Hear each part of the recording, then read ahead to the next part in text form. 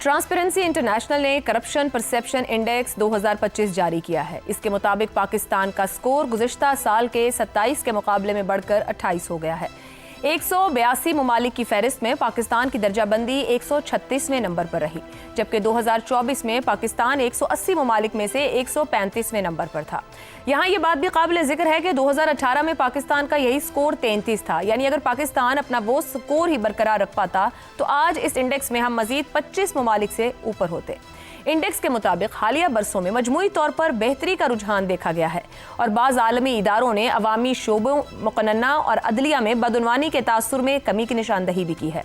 हुकूमत इस इजाफे को गवर्नेंस में इस्लाहात और इदारा जाती इक़दामात का नतीजा करार दे रही है। ताहम तस्वीर का दूसरा रुख भी मौजूद है। पाकिस्तान के मामले में ट्रांसपेरेंसी इंटरनेशनल ने 8 आज़ाद डेटा सोर्सेज इस्तेमाल किए, जिनमें हर एक अवामी शोबे में बदउनवानी के मुख्तलिफ पहलुओं को नापने के लिए इस्तेमाल होता है। कुछ बैनुल-अक़वामी सर्वेज ऐसे हैं जिनके मुताबिक कारोबारी माहौल, कानून के नफाज और इख्तियारात के इस्तेमाल के हवाले से तासुर में नुमायां तब्दीली सामने नहीं आई है। 2 इदारों ने स्कोर में कमी भी रिकॉर्ड की है, जबकि 5 इदारों ने किसी पेशरफ्त की तस्दीक नहीं की। सिर्फ एक इदारे ने पाकिस्तान की दर्जाबंदी गुज़िश्ता साल के मुकाबले में बेहतर करार दी है। यूं एक ही रिपोर्ट के अंदर बेहतरी और जमूद दोनों की कहानियां साथ साथ चलती दिखाई देती हैं। ये सूरत हाल एक बुनियादी सवाल को जन्म देती है, क्या 1 पॉइंट का इजाफा वाकई इस बात का सबूत है कि बदउनवानी कम हो रही है या फिर उसका तासुर, या ये महज आलमी दर्जाबंदी के पेचीदा हिसाब किताब का नतीजा है? क्योंकि करप्शन परसेप्शन इंडेक्स बदउनवानी की हकीकी मिकदार नहीं बल्कि इसके बारे में पाए जाने वाले तासुर को नापता है। अहम सवाल ये भी है कि क्या सिर्फ 1 पॉइंट के इजाफे से आम शहरी के लिए निज़ाम वाकई शफाफ, काबिल भरोसा और मौसर हो गया है, या ये महज आलमी अदादोशुमार की रंगीनी है जिसका आवाम की हकीकी ज़िंदगी से कोई ताल्लुक नहीं? इसी पर पैनल के लिए सवाल रखेंगे। करप्शन परसेप्शन इंडेक्स 2025 पाकिस्तान का स्कोर 27 से बढ़कर 28। मुल्क में करप्शन का हजम GDP के 6% तक के मुसावी। वफाकी वजीर कैसर अहमद शेख, क्या वाकई करप्शन कम हुई? ज़ैगम साहब, ये जो CPI में मामूली बेहतरी है, इसका क्या मतलब लिया जाए कि आम शहरी के लिए या उसके तासुर में निज़ाम वाकई शफाफ, मौसर, काबिल भरोसा है, या फिर नंबरों का हेर फेर है? इस नंबर को ज़रा कॉन्टेक्स्ट में रख के देख लेते हैं हम कहाँ खड़े हैं। आपने बताया 100 में से पाकिस्तान के नंबर हैं 28 जी। दुनिया का एवरेज क्या है? दुनिया के एवरेज से बेहतर होना चाहिए था आपको। दुनिया का एवरेज है 42। एशिया का औसत क्या है? एशिया का एवरेज है 45। पाकिस्तान का कितना है? 28। इससे आगे चलते हैं। जो दुनिया के जमहूरी मुल्क हैं उनका एवरेज स्कोर क्या है? 71।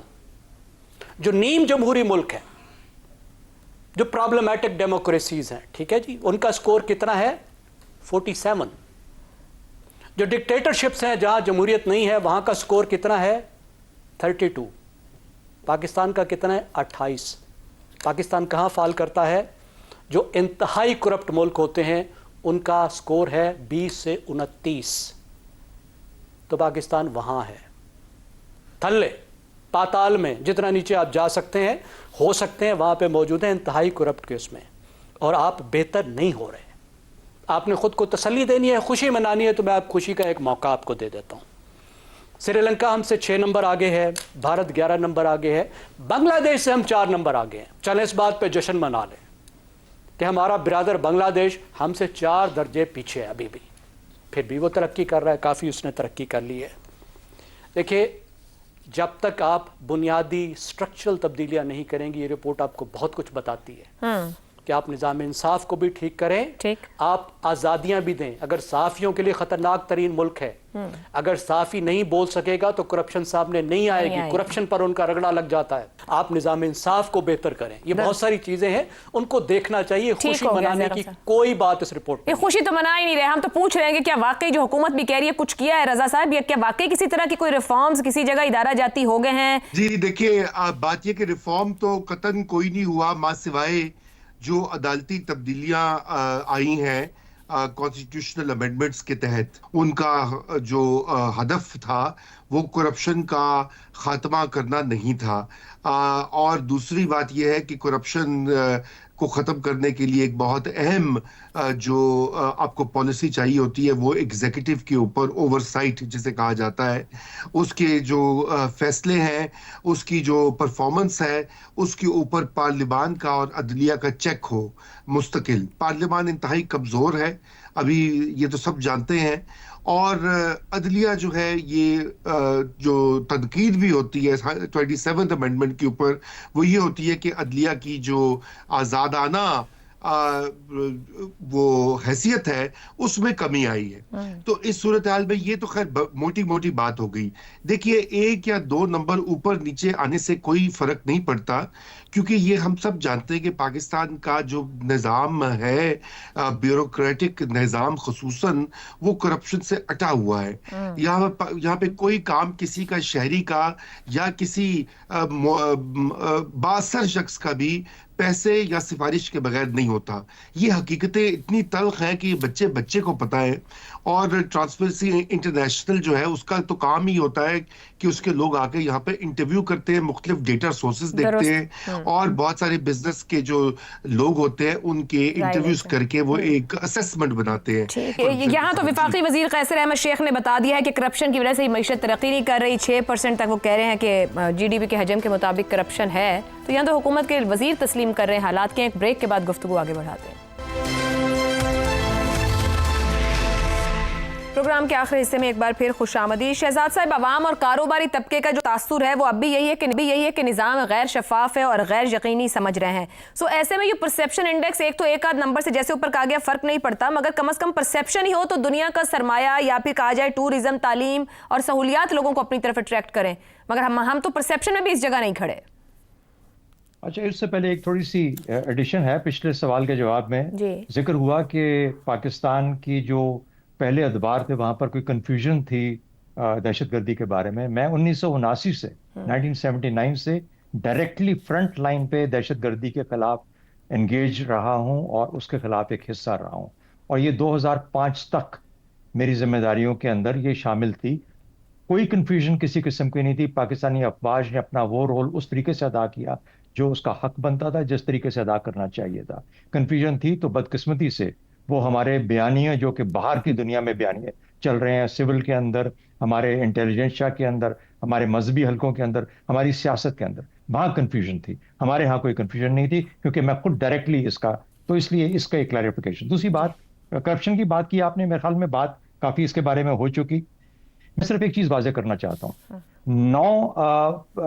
30 بلین $30 ارب کی کرپشن نیب نے کہا، $30 ارب کی کرپشن انہوں نے کہا کہ ہم نے 23 سے لے کے 25-18 مہینے کے اندر انہوں نے پکڑی، اور یہی فگر قیصر احمد شیخ صاحب آپ کو بیان کر رہے ہیں 6% آف جی ڈی پی، جو کہ 500 بلین کی ایک اکانومی جو پاکستان کی ہے، اس کا یہ 30 ارب بنتا ہے سالانہ۔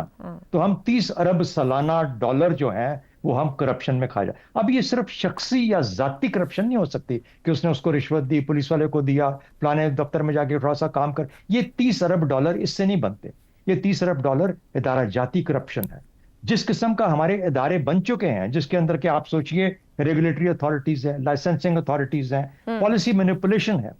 اچھا، اس کے بعد ٹیکسیشن کا نظام، اکانومی کے اندر کہ جس طریقے سے سہولتیں دی جاتی ہیں اور جو سبسڈیز دی جاتی ہیں، ان سب کو ملا کے جب آپ دیکھتے ہیں تو پھر جا کے 30 ارب، کیونکہ وہاں پہ پیسہ ہے، وہاں پر اس قسم کا مواد ہے، اس قسم کا والیوم ہے کہ 30 بلین ڈالرز کی، تو وہ لمحہ فکریہ ہونا چاہیے۔ وہ کرپشن جو جب تک اسٹرکچرل ریفارم نہیں ہوں گے پاکستان کے اندر، اس وقت تک یہ کرپشن ختم نہیں ہو سکتی، کیونکہ یہ اب ہماری بنت کا حصہ بن چکی ہے، یہ کرپشن 30 ارب ڈالر۔ عامر صاحب، یہ جہاں شہزاد صاحب نے بات ختم کی کہ ہماری بنت کا وہ بن چکی ہے، وہ خود تسلیم کر رہے ہیں وفاقی وزیر کے ایف بی آر میں سب سے زیادہ کرپشن ہے۔ 2-3 دہائیوں سے تو ہم مستقل رپورٹ کر رہے ہیں، اس پر بات کر رہے ہیں کہ ہمیں یہاں اسٹرکچرل ریفارمز کی ضرورت ہے۔